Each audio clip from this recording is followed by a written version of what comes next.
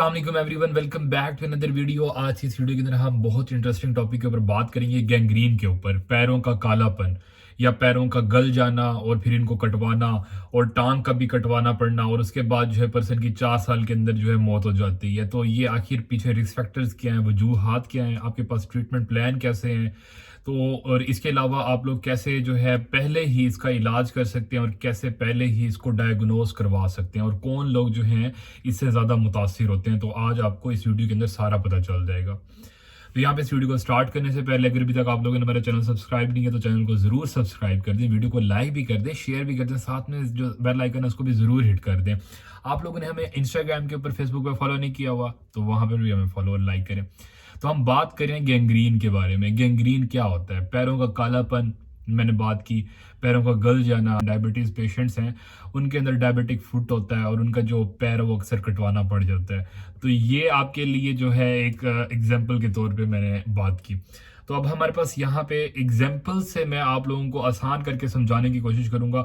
हम लोगों को सबसे ज़्यादा जो पता है वो ये है कि हार्ट अटैक का हर किसी को पता है। काफ़ी जो है वीडियोस भी बना चुका हूँ मैं इसके ऊपर, और हर पर्सन को जो है आजकल पता है कि हार्ट अटैक किस वजह से होता है। जब भी हमारी बॉडी के अंदर कोलेस्ट्रॉल ज़्यादा होता है, लिपिड प्रोफाइल डीरेंज्ड होता है, तो उसकी वजह से क्या होता है, नसों के अंदर, खून की नालियों के अंदर एथीरोस्क्लेरोसिस स्टार्ट हो जाती है। उसका मतलब ये है कि कोलेस्ट्रॉल का जो चूना है, ये कोलेस्ट्रॉल जो है ये आहिस्ता आहिस्ता कैल्सिफिकेशन के थ्रू आपकी नसों के अंदर, खून की नालियों के अंदर जमना शुरू होता है और उसको तंग करना शुरू कर देता है, जिसकी वजह से क्या होता है कि वहां पर ब्लॉकेज आना शुरू होता है। जब ब्लॉकेज जाता है तो डिस्टल पार्ट के अंदर जिस जगह ब्लॉकेज आया उससे नीचे वाला जो भी पार्ट होगा वहां पर खून जाना बंद हो जाएगा। जब खून जाना बंद होगा तो वहां का जो फंक्शन है, जो स्ट्रक्चर है, वो आहिस्ता आहिस्ता डैमेज होना शुरू हो जाएगा। ऑक्सीजन की सप्लाई ना मिलने की वजह से वो टिश्यू मरना शुरू हो जाएगी, उनकी डेथ होना शुरू हो जाएगी। तो हार्ट अटैक के सीन के अंदर क्या होता है कि जो दिल की नाली हैं, जो दिल को सप्लाई कर रही हैं, तो क्रोनरी आर्टरीज के अंदर जब भी कैल्सिफिकेशन होती है, एथीरोस्क्लेरोसिस होती है, या जो कोलेस्ट्रॉल बढ़ा हुआ है, ये जो चूना है, ये उनको बंद करना शुरू करता है उसकी नालियों को। तो उसके बाद क्या होता है, वहाँ जब ब्लॉकेज आती है तो शुरू के अंदर जो पेशेंट है वो ये कहता है कि मुझे जो है एक्सरसाइज के दौरान या चलने के दौरान जो है दर्द होता है। अब अगर मैं आप लोगों को ये बताऊं कि समझाना चाहूँ, आखिर ये जो है शुरू के अंदर इसको हम कहते हैं एंजाइना, ठीक है, एंजाइना पेक्टोरिस कहते हैं, स्टेबल एंजाइना होता है, फिर एक प्रिंजीमेटल एंजाइना होता है। तो ये काफ़ी सारी इसकी टाइप्स आ जाती हैं। अगर आप लोगों ने पहले वाली वीडियो नहीं देखी तो आप इसके ऊपर, मैंने वीडियो बना चुका हूँ, तो आप लोग वो वीडियो जाकर देख सकते हैं। अच्छा, तो हम बात करें हार्ट अटैक के बारे में। मैं आपको एग्जांपल देकर समझाने की कोशिश कर रहा हूँ। तो हार्ट अटैक से पहले जो सिम्टम्स आ रहे होते हैं उसे हम कहते हैं एंजाइना। पर्सन जो है एक्सरसाइज करेगा, बहुत ज़्यादा चलेगा, दौड़ेगा, भागेगा, तो उसको पेन होना शुरू हो जाएगा। दिल में जो है इस जगह पे लेफ्ट साइड पे पेन होना शुरू हो जाएगा, शोल्डर के अंदर आएगा और उसकी जॉ में जाएगा, रेडिएट होगा, और इसकी जो उल्टी बाजू है इसके अंदर रेडिएट होगा। तो वो आकर कहेगा कि मुझे एक्सरसाइज के दौरान दर्द होता है। आखिर ये क्यों हो रहा होता है? जब भी आप एक्सरसाइज करते हैं तो इसकी वजह से आपके जिस भी बॉडी पार्ट को जो ऑक्सीजन है वो ज़्यादा चाहिए होती है, ठीक है, टिश्यूज को ऑक्सीजन ज़्यादा चाहिए होती है, लेकिन जो खून है वो ब्लॉकेज की वजह से वो ज़्यादा नहीं जा पा रहा होता उस डिस्टल पार्ट के अंदर, क्योंकि वहाँ ब्लॉकेज आई हुई है। तो जिसकी वजह से आप एक्सरसाइज ज़्यादा से ज़्यादा कर रहे होते हैं, खून की सप्लाई ज़्यादा से ज़्यादा चाहिए लेकिन वह नहीं जा पा रही, तो उसकी वजह से जो है पर्सन का जो वो स्पेसिफिक पार्ट होता है वो ऑक्सीजन ना मिलने की वजह से वहाँ पे पेन होना शुरू होता है, वहाँ पे जो है डेथ या इन्फेक्शन होना शुरू हो जाता है। तो वो एक साइन हमें पहले से मिलता है, प्रिकॉशनरी साइन होता है या कॉशनरी साइन कह लें आप।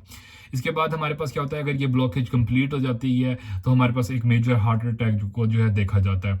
तो ये हमारे पास हो गया। अब ये कोलेस्ट्रॉल का चूना अगर आपके जो दिमाग की रगियां, दिमाग की जो खून की नालियां, उनके अंदर जाकर जमना शुरू हो जाता है या उधर जाकर ब्लॉकेज कर देता है, तो उसकी वजह से आपको क्या होता है, सीवीए हो सकता है, सेरिब्रोवैस्कुलर एक्सीडेंट हो सकता है, स्ट्रोक हो सकता है, जिसकी वजह से क्या होता है कि पेशेंट पैरालिसिस के अंदर जा सकता है। पेशेंट जो है उसके अंदर जो सिम्टम्स हैं, न्यूरोलॉजिकल सिम्टम्स आ सकते हैं और पेशेंट जो है पैरालाइज हो सकता है। अब यहाँ पे क्या होता है कि जो ये पेशेंट्स होते हैं उनको पहले जो है जो फालिज के अटैक होते हैं वो छोटे छोटे लगते हैं, और पेशेंट्स जो है इनको हम कहते हैं ट्रांजिएंट इस्कीमिक अटैक।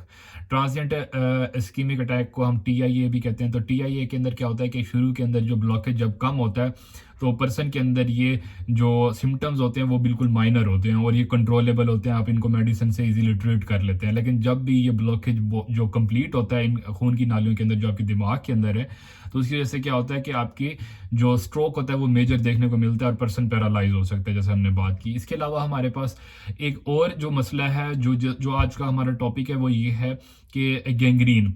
तो गैंग्रीन आखिर कैसे बन रहा है? अब ये जब भी कोलेस्ट्रॉल या लिपिड प्रोफाइल आपकी जो है डीरेंज हो रही है, जब भी, तो उसकी वजह से क्या होता है, ये आपकी खून की नालियों के अंदर जमता है, तो ये किसी भी जगह पे जमना शुरू हो जाता है। जब ये आपकी पैर की नालियों के अंदर, खून की नालियों के अंदर, या टांगों की खून की नालियों के अंदर जमना शुरू होता है और वहां पर ब्लॉकेज काज करता है, तो शुरू के अंदर जो पर्सन है वो आकर शिकायत करता है कि जब मैं एक्सरसाइज करता हूँ या जब मैं भागता हूँ तो मुझे जो है बहुत ज्यादा दर्द होना शुरू हो जाता है पाँव के अंदर, टांगों के अंदर, एक्सरसाइज के दौरान। तो इसे हम कहते हैं इंटरमिटेंट क्लाडिकेशन। तो ये जो है एक्सरसाइज के दौरान पर्सन के जो है पैरों में दर्द होता है, टांगों में दर्द होता है, बहुत ज्यादा शदीद किस्म का दर्द होना शुरू हो जाता है। और तो इसके बाद क्या होता है कि आहिस्ता आहिस्ता अगर ये ब्लॉकेज ज़्यादा होना शुरू हो जाए, जो टांगों की और पाँव की जो खून की नालियाँ उसके अंदर आपकी कैल्सिफिकेशन की वजह से, आपकी लिपिड प्रोफाइल ज़्यादा होने की वजह से, और मल्टीपल आपकी जो ब्लड वेजल्स हैं इनके अंदर जो ब्लॉकेज आना शुरू हो जाए, तो उसकी वजह से क्या होता है कि आहिस्ता आहिस्ता वहाँ पर अल्सर शुरू हो जाता है या गैंग्रीन शुरू हो जाता है, पैरों का कालापन या पैर गलना, या इसके अलावा जो है वहाँ पर जख्म होना शुरू होते हैं। और फिर वो जख्म हील भी नहीं होते। हील क्यों नहीं होते? क्योंकि वहाँ पर ब्लड सप्लाई जा ही नहीं रही। जो ब्लड सप्लाई है वो जाएगी तो वहां से जो वेस्ट मेटाबोलाइट्स हैं वो निकलेंगे, नया टिश्यू को ऑक्सीजन जाएगी, तो इस तरह से जो है वहां पर जख्म होना शुरू हो जाते हैं, फिर इन्फेक्शन हो जाता है।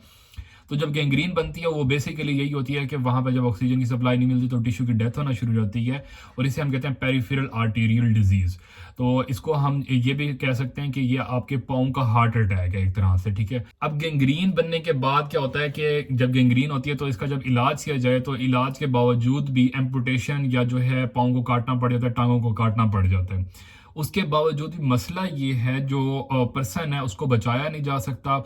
50% लोगों की जो डेथ है वो 2 साल के अंदर हो जाती है, 37% लोगों की जो डेथ है वो तकरीबन 1 साल के अंदर हो जाती है, और तकरीबन ऐसे कई लोग हैं, 75% लोगों की जो डेथ है वो तकरीबन जो है 6 महीने 8 महीने के अंदर होना शुरू हो जाती है। तो कॉम्प्लिकेशंस आना शुरू हो जाती हैं, क्योंकि देखें अगर जिस पर्सन को ये मसला है, जैसे डायबिटीज़ के लोग हैं, डायबिटिक पेशेंट्स हैं जिनको ये प्रॉब्लम होती है, उनके अंदर जो ये केस है लिपिड प्रोफाइल डीरेंज होने की वजह से, या फिर हमारे पास कोलेस्ट्रॉल जो है वो लेवल हाई होने की वजह से, वो जो क्लॉट्स हैं या जो आपका चूना जमा हुआ है खून की नालियों के अंदर, पाँव की खून की नालियों के अंदर या टांगों की खून की नालियों के अंदर, वो आपके ब्रेन की नालियों के अंदर भी होगा, तो हो सकता है स्ट्रोक हो जाए इस पेशेंट को बाद में। हो सकता है वो दिल के अंदर मौजूद हो तो पेशेंट को हार्ट अटैक हो जाए, या पेशेंट की जो है मेजर और कॉम्प्लिकेशंस, किडनी डिजीज हो सकती है, या और चीज़ें हो सकती है जिसकी वजह से जो है पर्सन की डेथ हो जाती है। तो कॉम्प्लिकेशंस बहुत ज़्यादा आना शुरू होती हैं। अगर हम रिस्क फैक्टर्स की बात करें कि पीछे क्या ऐसे रिस्क फैक्टर्स हैं जिनकी वजह से जो है ये प्रॉब्लम आ रही होती है, तो वो मेजर 3 रिस्क फैक्टर्स हैं। वैसे तो काफ़ी सारे हैं, लेकिन जो मेजर 3 हैं बड़े वो ये हैं। एक सिगरेट होता है, सिगरेट स्मोकिंग जो भी करते हैं उनके अंदर ये जो बीमारी है वो बहुत ज़्यादा देखने को मिलती है। उनके अंदर जो है 80% जो है चांसेस होते हैं इस चीज़ के। इसके बाद हमारे पास जो सेकंड रिस्क फैक्टर है वो हमारे पास आता है डायबिटीज़ पेशेंट्स के अंदर ये जो है बहुत ज़्यादा देखने को मिलती है। इसके बाद हमारे पास वो लोग जिनके अंदर जो लिपिड प्रोफाइल है वो जो है डी रेंज है, और कोलेस्ट्रॉल जो है उनके ब्लड के अंदर बहुत ज़्यादा है, जैसे कि जो जिनका जो है फैटी लीवर है, या फिर जो लोग हैं जिनके अंदर मोटापा बहुत ज़्यादा है। तो इस तरह के लोगों के अंदर जो है ये चीज़ जो है देखने को मिलती है। डायग्नोज के लिए डिफरेंट तरह के टेस्ट करवाए जाते हैं। जो सबसे ज़्यादा इसके लिए इंपॉर्टेंट है वो है डॉपलर अल्ट्रासाउंड। तो डॉपलर अल्ट्रासाउंड करवाया जाता है। डॉपलर अल्ट्रासाउंड से पता चलता है कि खून की जो नालियां हैं पाँव के अंदर, टांगों के अंदर, वो कौन कौन सी बंद हैं, तो ये पता चल जाता है। इसमें तकरीबन 2-3 घंटे लग जाते हैं। तो ये लंबा एक टेस्ट होता है, क्योंकि हर एक नाली को, हर एक पोर्शन को, टांग के हिस्से को देखना पड़ता है और अच्छे तरीके से देखना पड़ता है। इसके बाद अगर ज़्यादा जो है एक्सेसिव जो है केस हो तो उसके अंदर जो है एंजियोग्राफी करवाई जाती है, ये भी करवाया जाता है। इसके बाद जो है अगर इलाज की बात करें तो इलाज के अंदर शुरू के अंदर जब पेशेंट कहता है कि उसको इंटरमिटेंट क्लाडिकेशन है, जैसे कि हमने बात की कि पर्सन कहता है कि मैं एक्सरसाइज करता हूँ, भागता हूँ, दौड़ता हूँ या चलता फिरता हूँ तो मुझे बहुत ज़्यादा शदीद दर्द होता है, टांगों के अंदर जो है सुइयाँ चुभती हैं और पाँव सुन्न हो जाते हैं, तब जो है इसकी जो है डॉपलर अल्ट्रासाउंड करवा कर देखा जाता है कि किन किन जगह के ऊपर इसके जो है ब्लॉकेज जो है वो मौजूद है। अब ब्लॉकेज देखने के बाद जो है इस पर्सन के अंदर जो है ब्लड थिनर्स दिए जाते हैं, खून को पतला करने वाली दवाइयां दी जाती हैं, उससे जो है काफ़ी ज़्यादा आराम आना शुरू हो जाता है। इन पर्सन के अंदर जो है पेन किलर्स भी बहुत ज़्यादा इफेक्टिव नहीं होती। अगर ये दर्द की दवाइयां भी लेते हैं तो उससे कोई खातिर जो है आपको कमी महसूस नहीं होती। इसके अलावा अगर मजीद इलाज की बात करें, अगर ये जो ब्लॉकेज हैं वो कंप्लीट हुए हैं तो फिर उनको खोलने के लिए जो है एंजियोप्लास्टी करवाई जाती है और यहाँ पर स्टंट डाले जाते हैं। जैसे हार्ट के लिए हमारे पास स्टंट डाले जाते हैं, इस तरह से टांगों के अंदर भी जो है उनको खोलने के लिए स्टंट डाले जाते हैं। एंजियोप्लास्टी के अलावा अगर हम बात करें तो जो केस है वो मजीद जो है कॉम्प्लिकेटेड हो चुका है। और वो जो है इरिवर्सिबल हो चुका है, तो फिर उसको जो है काटना पड़ता है, एम्पुटेशन करनी पड़ती है। यहाँ पर मेजर मसला ये है, कुछ लोगों के अंदर ये होता है कि पहले उनका पाँव काटते हैं, फिर बिलो द नी घुटने तक उसकी टांग काटनी पड़ जाती है, फिर ऊपर जो है हिप तक उसकी टांग जो है वो काटनी पड़ जाती है। अब ये क्यों हो रहा होता है? ये इसलिए हो रहा होता है कि मल्टीपल ब्लॉकेजेस होते हैं पाँव के अंदर, लेग के अंदर, फिर अपर लेग के अंदर। तो उस वजह से क्या होता है कि पहले डिस्टल पार्ट के अंदर गैंग्रीन बनता है तो पाँव काटना पड़ जाता है, फिर उसके बाद जो है वो जो है रिवर्स नहीं हो रहा होता, वो कंट्रोल नहीं हो रहा होता। तो उस वजह से क्या होता है कि जो ब्लॉकेजेस हैं वो वहाँ पर वैसे ही मौजूद रहते हैं और उनको जो है वापस रिवर्स करना बहुत मुश्किल हुआ होता है। तो इस वजह से उसकी टांग के अंदर भी गैंग्रीन बनना शुरू हो जाता है, फिर उसको काटनी पड़ जाती है। फिर डॉक्टर्स और कोशिश करते हैं कि उसको जो है ठीक करने की कोशिश करें, लेकिन अगर वो नहीं हो पाता और ब्लॉकेज मौजूद रहते हैं तो फिर उसकी टांग के अंदर भी गैंग्रीन शुरू हो जाती है और फिर उसको भी काटना पड़ जाता है पूरी टांग को। तो ये होता है। तो यहाँ पर जो इसका इलाज है वो जो है हमारे पास इस तरह से मौजूद है, जैसे हमने बात की कि ब्लड थिनर्स हो गई, दूसरा हमारे पास ये हो गया आपका एंजियोप्लास्टी हो गई, तीसरा आपके पास सर्जरी या एम्पुटेशन है। सबसे अच्छी बात ये है, अगर आप एक्सरसाइज करते हैं, अगर आप एंकल पंपिंग करते हैं डेली उठकर, और अगर आपने एंकल पंपिंग देखनी है तो वो उसके लिए जो है मैं नेक्स्ट जो है शॉर्ट डालने वाला हूँ, तो आप लोग वहाँ से देख सकते हैं एंकल पंपिंग कैसे करते हैं। तो अगर आप डेली एंकल पंपिंग करते हैं, अगर आप अपने जो पाँव हैं उसको हिलाते जुलाते हैं, डेली जो है एक्सरसाइज करते हैं, तो आपके जो ब्लॉकेजेस बनने के चांसेस हैं वो कम हो जाते हैं। आप डेली एक्सरसाइज करें और अपना जो अल्ट्रासाउंड है, डॉपलर अल्ट्रासाउंड, अगर जो पेशेंट्स हैं जैसे कि स्मोकिंग हो गई जिन्होंने की हुई है और वो डायबिटिक भी हैं, या जिनका लिपिड प्रोफाइल है वो बहुत ज़्यादा हाई रहता है, जो मोटे हैं बहुत ज़्यादा और बूढ़े लोग हैं, वो जाकर अल्ट्रासाउंड करवा सकते हैं अपने डॉक्टर के मशवरे के बाद। डॉपलर अल्ट्रासाउंड के बाद वहाँ पर पता चल जाएगा अगर वहाँ पर जो ब्लॉकेज हैं वो मौजूद हैं और वो जो है पार्शियल ब्लॉकेजेस हैं, तो ब्लड थिनर्स देकर इनको जो है ट्रीट किया जा सकता है शुरू के अंदर, और इन पेशेंट्स को जो है मजीद कॉम्प्लिकेशन से, गैंग्रीन से बचाया जा सकता है। तो ये थी हमारे पास आज की वीडियो। इंशाल्लाह मिलते हैं आप लोगों को नेक्स्ट वीडियो के अंदर, तब तक के लिए अल्लाह हाफिज़। Thank you so much for watching my video.